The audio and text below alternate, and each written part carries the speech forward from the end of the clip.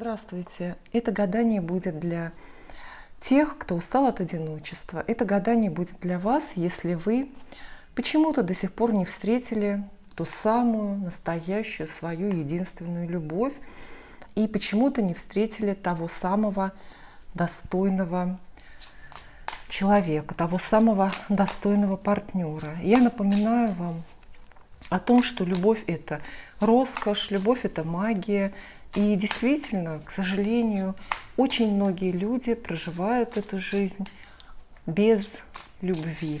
Но почему-то вот так вот Вселенная решила, почему-то так мир устроен, любовь дается не каждому. Тем не менее, мы попробуем сегодня спросить карты, выпытать у карт вашу личную, только вашу тайную формулу встречи любви. Тайную формулу для привлечения счастливых, надежных и долгосрочных, самое главное, отношений. Дело в том, что аура карт Таро, в числе прочего, и очень-очень личная. Она очень романтическая и очень любовная. И помните, пожалуйста, что карточные гадания часто притягивают события, нагаданное притягивают в жизнь. Поэтому, если вы смотрите это гадание, вы должны относиться к теме личной жизни, к теме своего одиночества достаточно серьезно. Вы должны точно знать, что именно это вы хотите в жизни. Ни карьеры, ни денег больших, может быть. А на первом месте у вас действительно вот такая вот задача – встретить любовь. Может быть, карьера у вас уже сложилась, денег у вас и так много, и все хорошо в жизни, но не хватает вот того самого, вот этой самой настоящей любви, партнерских отношений, без которых, как мы знаем, жизнь, даже самая удачная, даже самая успешная, как пресное блюдо, она не радует. Итак, секреты любовной энергетики нам сегодня выдадут, поведают вот такие вот карты Таро, очень красивые, они называются Густав Даре, Таро Густава Даре. И первый вопрос здесь у нас будет такой. Кстати, обратите внимание, что мы гадаем с вами в полнолуние, под полной луной, необычной, редкой, полной, голубой луной. А это значит, что карты могут быть удивительно откровенны, даже пугающе откровенны. Первый вопрос у нас будет такой. Диагностика. Диагностика вашего одиночества, то есть что в основе, с чего все начинается или почему вы одиноки. Давайте так попробуем задать вопрос, наверное, стоит с этим разобраться в первую очередь. Карты разные, но карты достаточно хорошие, живые выпадают. И, собственно, карт про одиночество какое-то фатальное, такое вот по судьбе, тут нету. С одной стороны, здесь есть портрет какого-то мужчины, уже, посмотрите, прям первая карта, которую я достала, это уже рыцарь Пентаклей. Это фигурная придворная карта в колоде Таро. И, конечно же, она описывает определенный персонаж, определенное действующее лицо. Что же вы говорите, что вы одиноки, когда с вами, эта колода с вами говорит, не я, когда с вами где-то рядом есть очень надежный человек.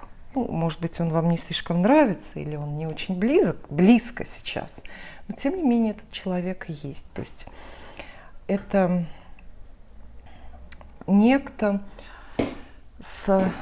у кого могут в отношении вас быть серьезные намерения. Может быть, теперь их нет, но потенциально это, знаете, вообще рыцарь Пентаклей – это такой завидный жених. То есть это герой, за которого в принципе можно выйти замуж или за которого в принципе все хотят замуж. Но посмотрим, ведь рядом с ним, с этим рыцарем, оказывается аж даже туз мечей. То есть этот человек практически делает вам предложение о браке. Практически он близок к этому решению. Вы это предложение игнорируете, потому что вам, например, персона не подходит этот человек по каким-то причинам. Но ведь это уже не одиночество, правда, если вас кто-то замуж зовет. Во всяком случае, если даже это пока не предложение о браке, то этот мужчина рядом очень на многое готов решиться ради вас. То есть он на грани активности, какой-то такая активность от него идет. Рядом десятка жезлов. То ли человек трудный, то ли отношения ваши почему-то трудно как-то складываются. А может быть, это намек на работу или карьеру. Вполне возможно, что этот человек просто у вас есть где-то на работе, или вы с ним знакомы, познакомились с ним в связи с профессиональными какими-то делами, с профессиональными обстоятельствами. Может быть, в командировке познакомились, может быть, по дороге на работу, так тоже иногда бывает. Может быть, это какой-то ваш клиент, заказчик и так далее. Ну что ж, начало очень хорошее. Нет карт про соперничество, нет карт про конфликтность, нет карт, ну знаете, старших арканов с какими-нибудь абстрактными, возвышенными смыслами. Поэтому никакого одиночества здесь по судьбе серьезного, тяжелого, конечно же, нету, по крайней мере, на данном этапе вашей жизни. А есть интерес к вам от очень даже достойного человека. Но тут тоже должны быть какие-то совпадения по масти. Дело в том, что мы видим рыцаря Пентаклей. И это земной человек, как правило, человек с Землей в гороскопе, и он должен вам подходить. То есть у вас тоже Солнце, например, или Венера, Луна, в конце концов, должны быть где-то в земном знаке, чтобы у вас с этим человеком были вот такие вот пересечения. И я скажу так, что этот человек, возможно, даже очень старается, чтобы привлечь ваше внимание, чтобы быть рядом с вами, чтобы заслужить ваше уважение, какой-то вот ваш интерес. Причина одиночества, но если мы все-таки вот попробуем в точности ответить на вопрос, который задали, просто наличие этого человека вот в вашей жизни, может быть, даже в недавнем прошлом, это и есть причина того, что вы сейчас называете одиночеством. Понимаете, кто-то есть, а Вселенная, и вы на него не согласны, например. А Вселенная взамен никого не дает, потому что как будто бы место занято. И десятка жезлов есть. Вполне возможно, что ваша увлеченность карьерой, работой, ваше бесконечное честолюбие, ваши старания вот именно на социальном фронте, это тоже мешают развитию или присутствию личной жизни. Если мы здесь в этих картах рассмотрим ваш характер, то, возможно, причина в практичности вашей какой-то излишней, чрезмерной, не говорю о алчности, таких карт нет. Может быть, вы слишком решительны, любите совершать всякие резкие движения, какие-то резкие поступки. И вообще в целом, знаете, вот энергетика, вот опять же, того, что вы называете одиночеством, она какая-то очень... не такая производственная, какая-то такая очень финансовая, денежная. И выдают карты в вас, в общем-то, практичного человека. И, скорее всего, на отношения или на будущий брак вы смотрите довольно хозяйственно, довольно утилитарно. Видите, нет романтических карт, нет кубков. То есть мы не видим здесь вашего, ну, такого прям вот драматического ожидания любви или вашей готовности заранее влюбиться в какой-то, может быть, придуманный даже идеал, какой-то придуманный образец. Нет такого абсолютно. Что вам может помочь? Вот, это как раз формула. Мы здесь такой расклад делаем специально, чтобы были советы. Что вам может помочь избавиться от одиночества, встретить личную жизнь? Посмотрим.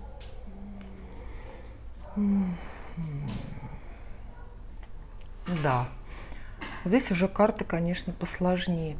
Видите ли, первое, что нужно сделать, вам нужно избавиться от какой-то заранее разочарованной позиции, избавиться от неверия. Возможно, по каким-то причинам, как правило, это прошлый негативный опыт, по каким-то причинам вы вот прямо сейчас не верите в любовь, в том числе не верите в любовь вот человека, который рядом, может быть, в друзьях, в приятелях, где-то в коллегах у вас находится. Пятерка кубков, карта такая достаточно депрессивная, но все пройдет, она говорит. Нет настроения. Она настроенческая, она событий никаких не описывает, никакой черной магии, никакой злой воли от судьбы, от вселенной карта не описывает. То есть, что вам поможет? Смена настроения вашего. Как только вы более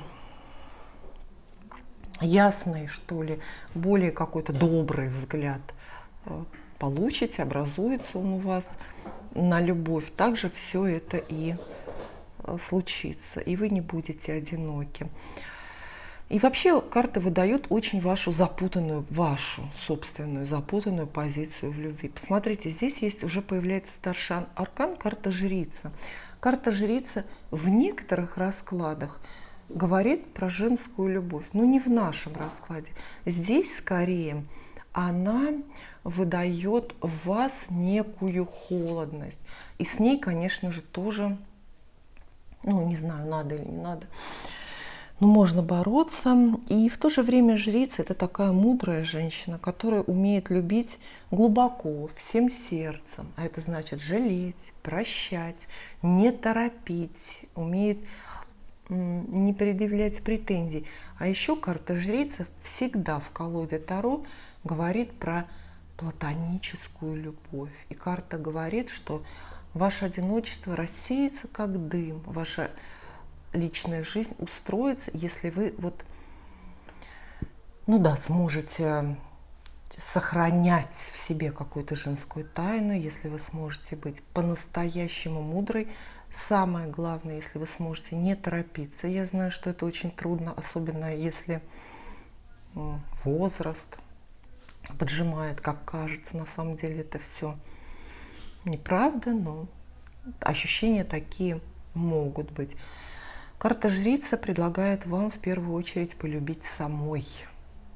Или, по крайней мере, настроиться. Кстати, карта очень бескорыстная. Вполне возможно, что это и совет такой тоже для вас. Не оценивать заранее потенциальных партнеров деньгами, например, или каким-то профессиональным карьерным статусом. Жрица – это очень щедрая женщина душой. Но вы знаете, что жрица – это еще и фея, колдунья и вообще какая-то помощница для вас со стороны. Вполне возможно, что какая-то помощь, знаете, такая легкая, добрая, белая магия, легкая магическая помощь для привлечения именно любви в вашу жизнь вам очень даже не помешает. Но семерка мечей – это, наверное, тоже такое обращение к вам. Хитрая карта, запутанная карта, лицемерная карта. Она говорит, что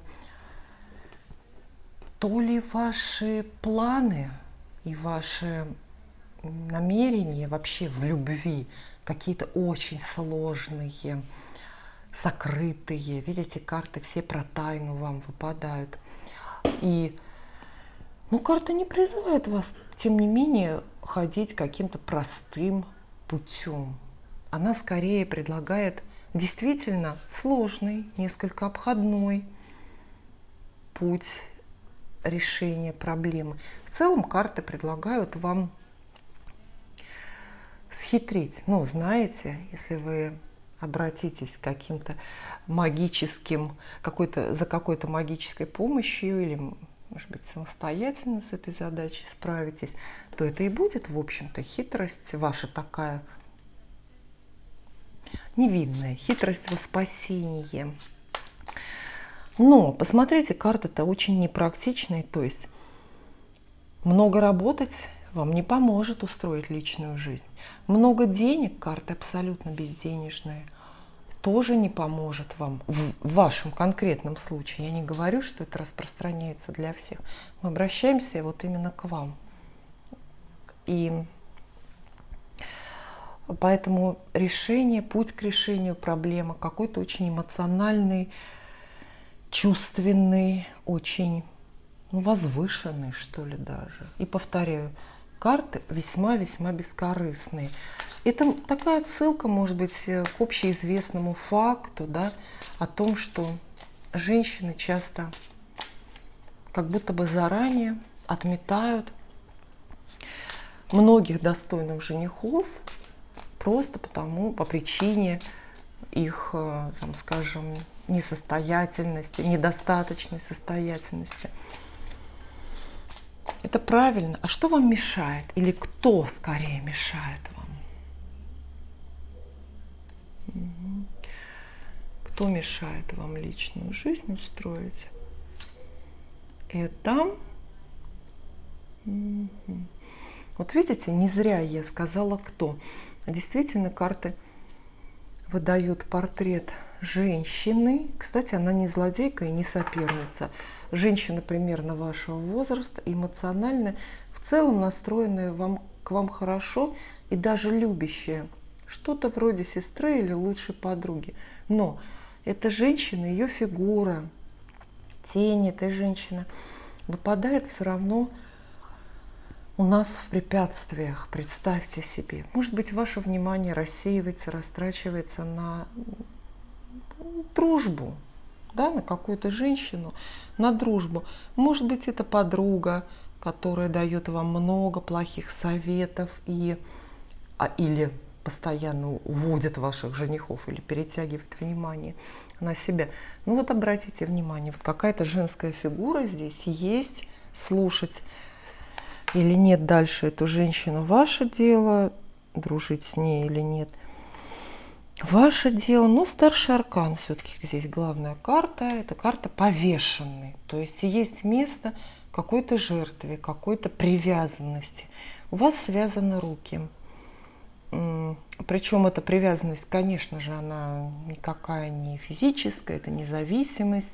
Это, кстати, да, может быть и зависимость от чужого мнения, от слов некой женщины, от, может быть, вообще в целом женских разговоров, потому что любая женская фигура в колоде Таро – это и совокупные, какие-то массовые, суммарные женские энергии. Посмотрите, много комплексов, есть какие-то путы, есть буквально цепи, если хотите, которые не пускают вас отправиться вот в это самое любовное путешествие. А вообще складывается впечатление вот у меня по этому раскладу, что у вас есть какое-то обещание, данное на словах, да, закрепленное на словах, как будто бы вы какому-то человеку пообещали уже свое внимание или там пообещали замуж выйти, потому что, видите, вы связаны каким-то словом. Это причина вашего одиночества. Это препятствие сейчас самое главное к тому, чтобы устроилась ваша личная жизнь. Связаны буквально каким-то словом. Вы обязаны жертвовать, нести какие-то обязательства, достаточно, кстати, заметные и ощутимые. Причем рядом карта справедливость, то есть это обязательства даже на бумаге закрепленные, может быть, какие-то юридические или правовые. И вполне возможно, что это ваши обязательства в отношении третьих лиц, да, другого какого-то человека. Обязательства женщины иногда по отношению к ребенку мешают устраивать личную жизнь. Может быть такое запросто, конечно. Что здесь можно сказать? Вселенная не провоцирует вашего одиночества. Вселенная не посылает сигналов от себя. Вселенная не посылает от себя злых каких-то демонов, которые бы вас с вашей личной жизнью разлучали.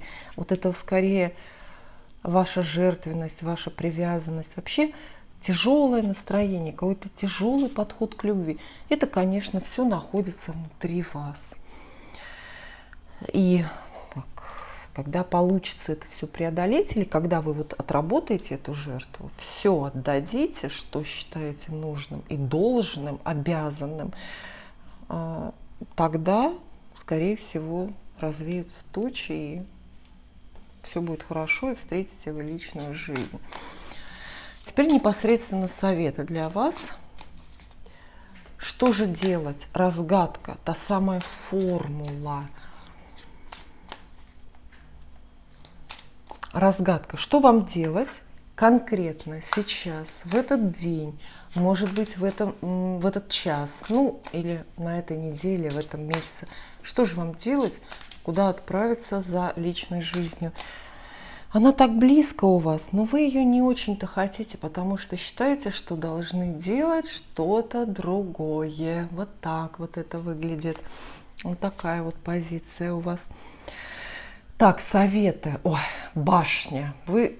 Вам нужно в своей жизни что-то разметать и разрушить. Конечно, это комплексы внутри вашей головы, но прикладной совет карт какой-то объективный: разрушить, ну или принять разрушение извне, это в принципе одно и то же. Поменять жизнь вам нужно, причем до основания, а затем строить нечто, какое-то создавать новое поле, новое пространство для уже личной жизни, для проживания любовных каких-то таких вот историй, любовных отношений, все.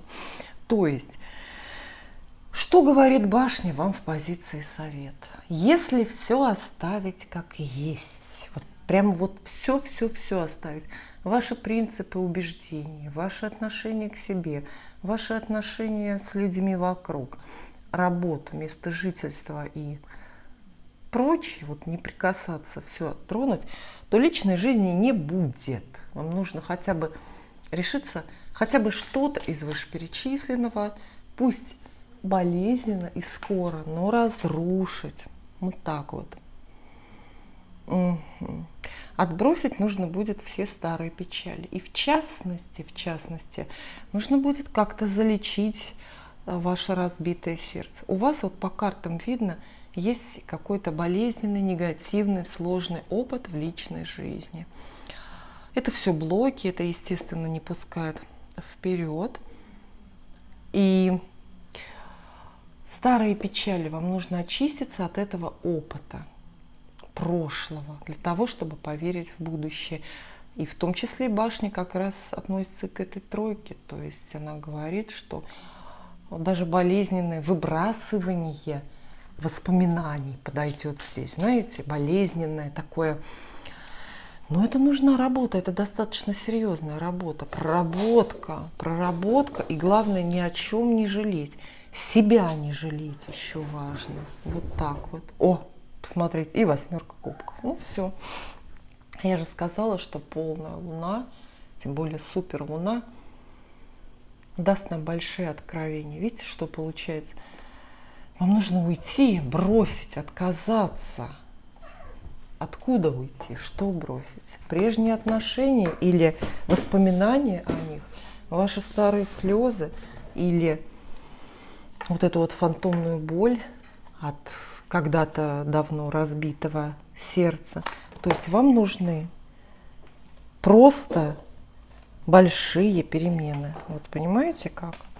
Просто большие. Вот все 3 карты говорят про то, что и даже, может быть, не одну сферу жизни, не только там, ну, например, место жительства поменять или работу, да, вот, но по возможности поменять много всего.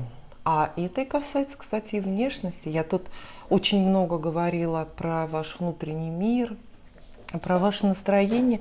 Но вы знаете, для любви и особенно для новой встречи, чтобы эта любовь завязалась, ведь все-таки главная внешность, потому что душу вашу бессмертную никто снаружи-то не разглядит. Главная внешность. И посмотрите, какие разрушения, отказы, уходы. Может быть, вам всего-навсего нужно отказаться от однажды выбранной неудачной прически или от однажды выбранного отталкивающего, например,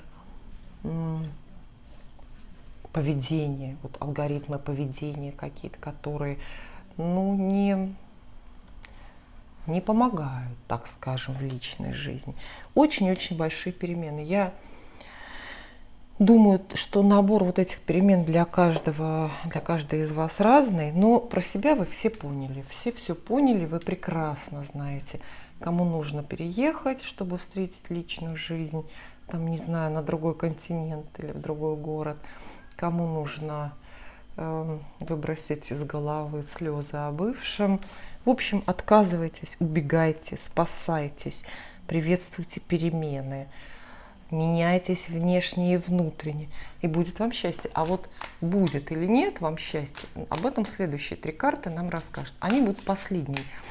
Ваше будущее, ближайшее в личной жизни. Ваше настоящее очень неплохо. Я бы вам советовала, да, это то, с чего мы начали, присмотреться. Оно очень не пустое. Может быть, вам бы стоило дать шанс какому-то молодому человеку.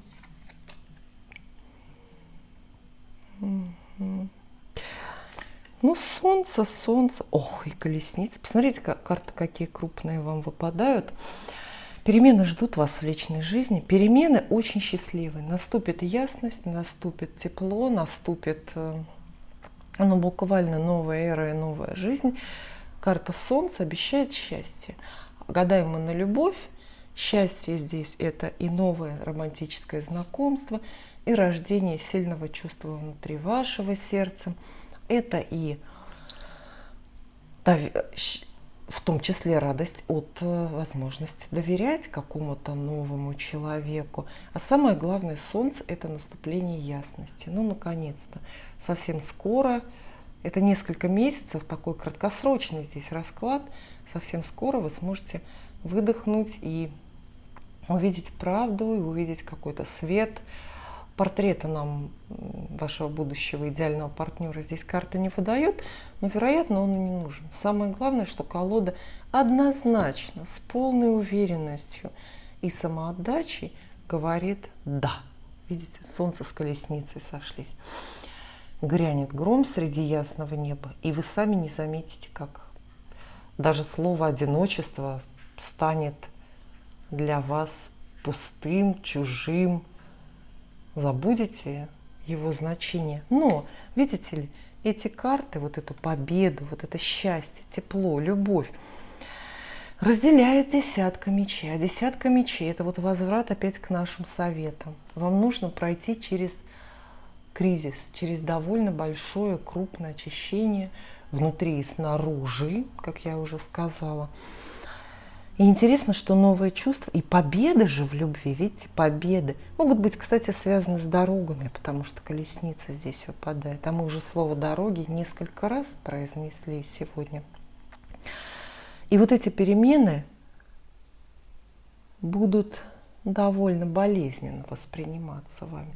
Но так всегда бывает, когда в жизнь приходит, пусть и счастливое, но что-то оригинальное и новое. Спасибо.